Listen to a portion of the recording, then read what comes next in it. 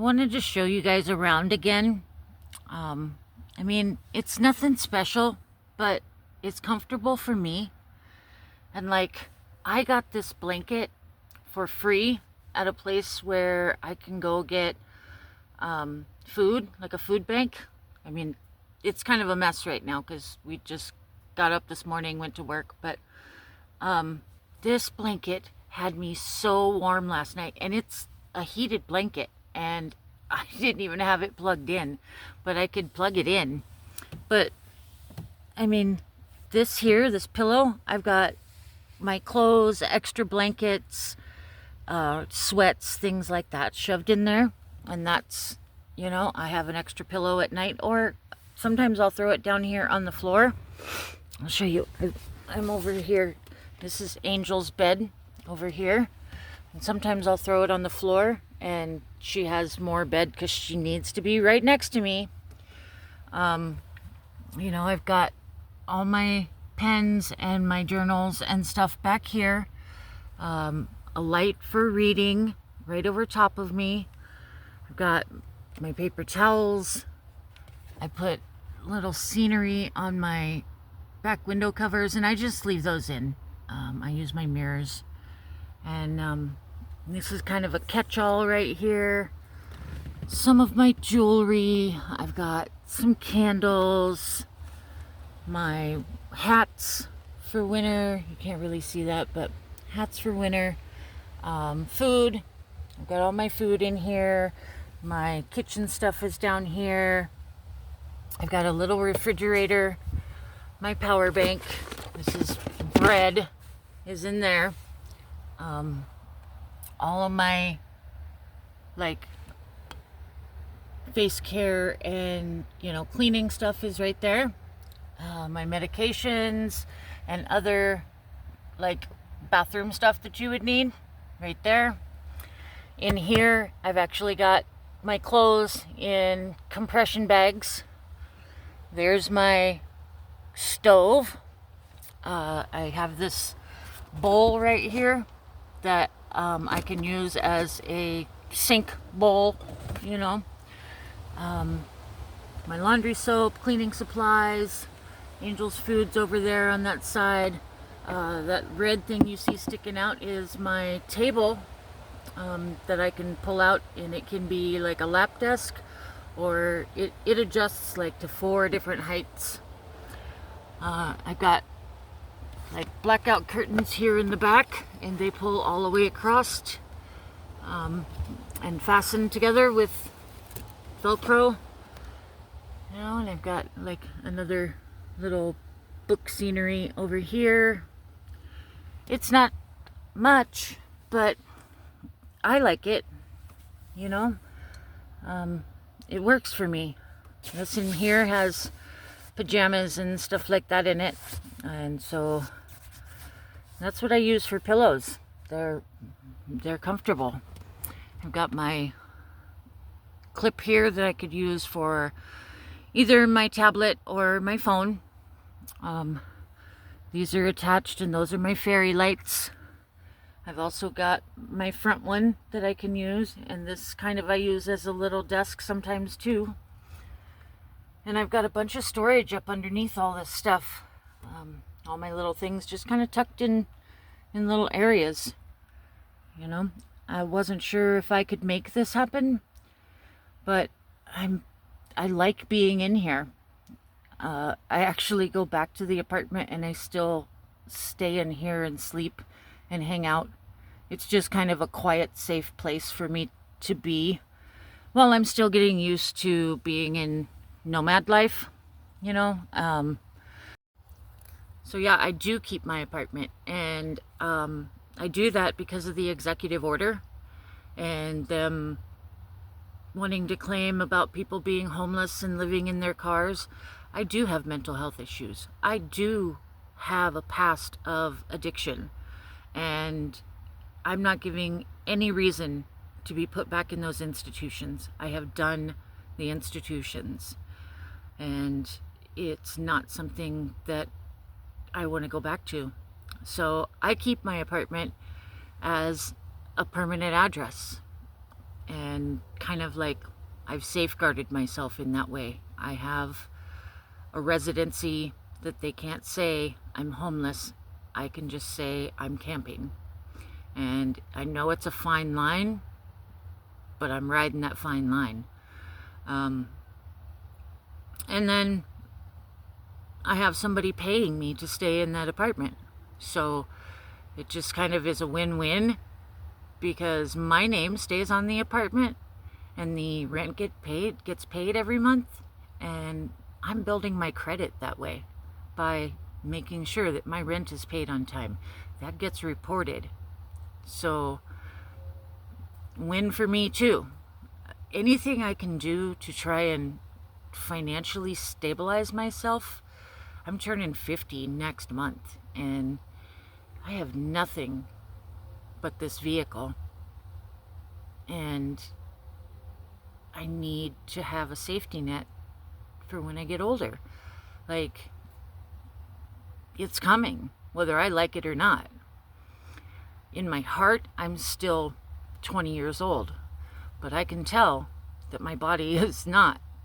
I just had heart surgery less than a week ago, and the recovery from that is a lot different this time than it was before. So yeah, just trying to save some money by living in this vehicle. I'm not paying that rent. I have somebody else paying it. He had a past and couldn't get approved for an apartment around here by anybody. So it's a win for him too. Whatever I can do to help people too. That's part of what I am there for. I've done this with lots of other people and gotten burned. And, I just didn't stop. I didn't give up on people though. I know that there's people out there that are good. I had to not lose that faith in humanity.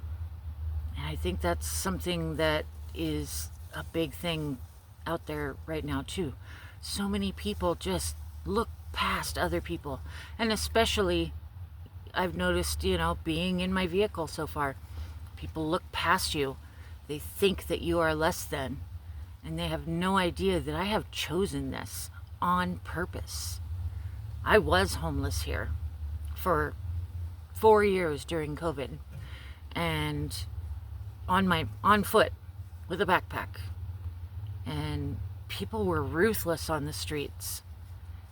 It was ruthless, and it was a very low time in my life. And this time last year, I was terrified because I almost lost my apartment. I went to treatment and got sober, but I got behind on my payments, and I ended up saving it, but I was terrified of being homeless. And then this time, a year later, here I am choosing homelessness, quote unquote.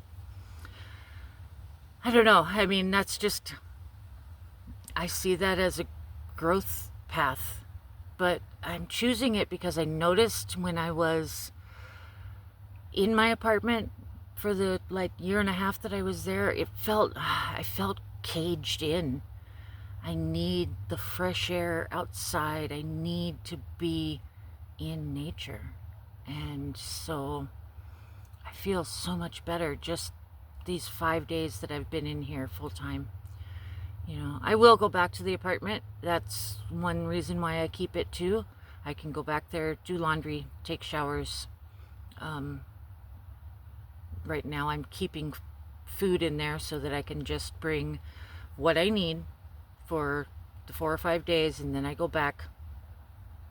So I don't know. I mean, there's multiple different ways you can do this. I want to build up to something bigger. I want something that I can have fully contained with everything that I want and need in it, and just go wherever I need to go.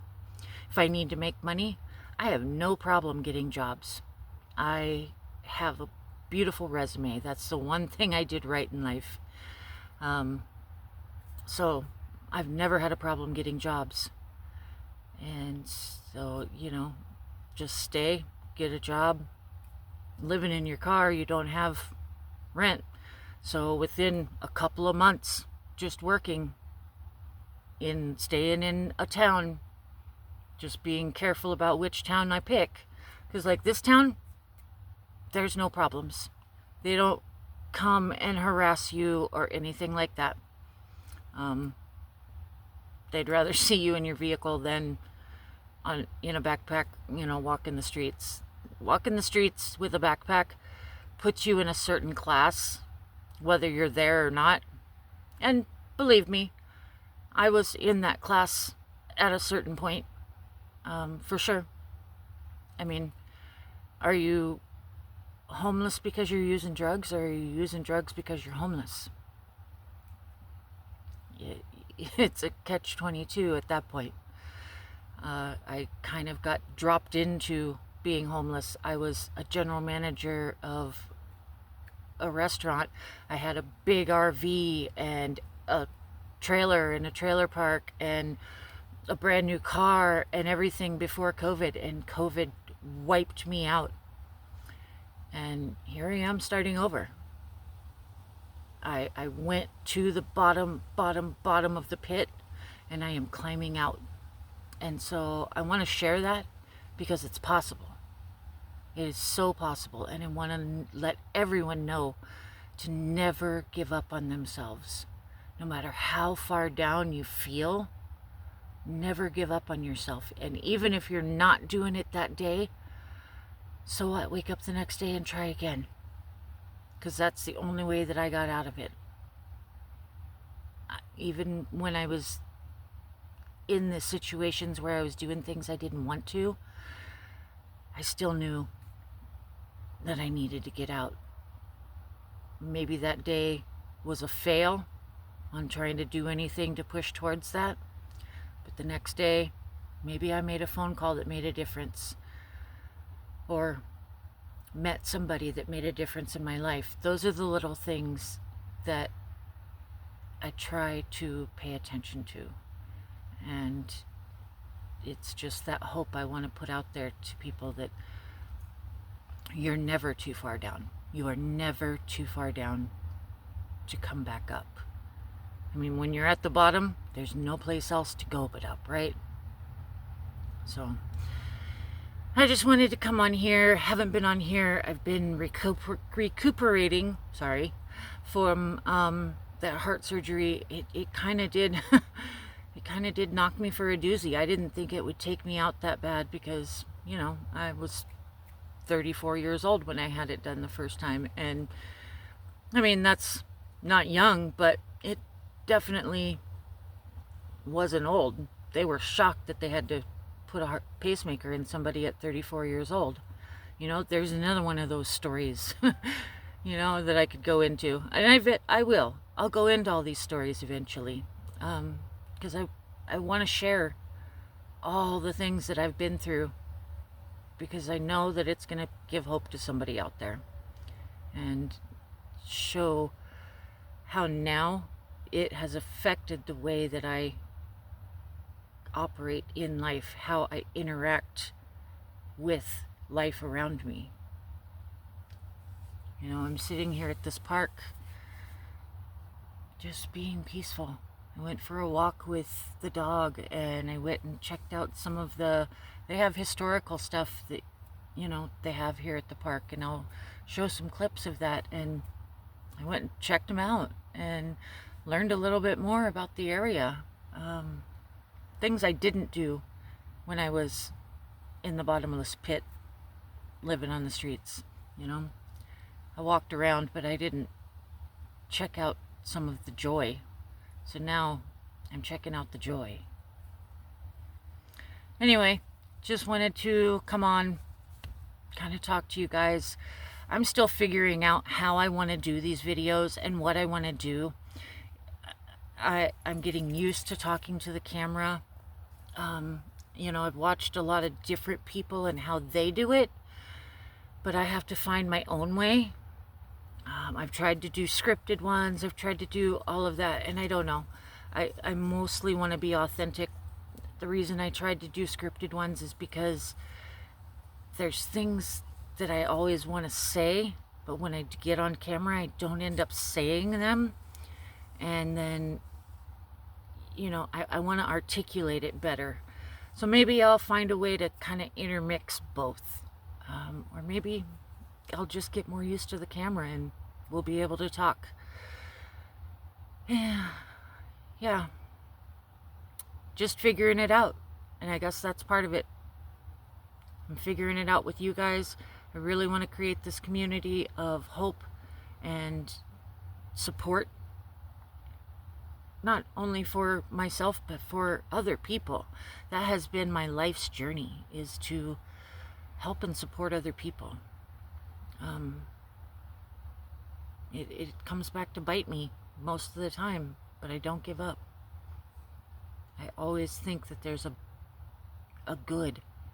better good in people that they don't even see.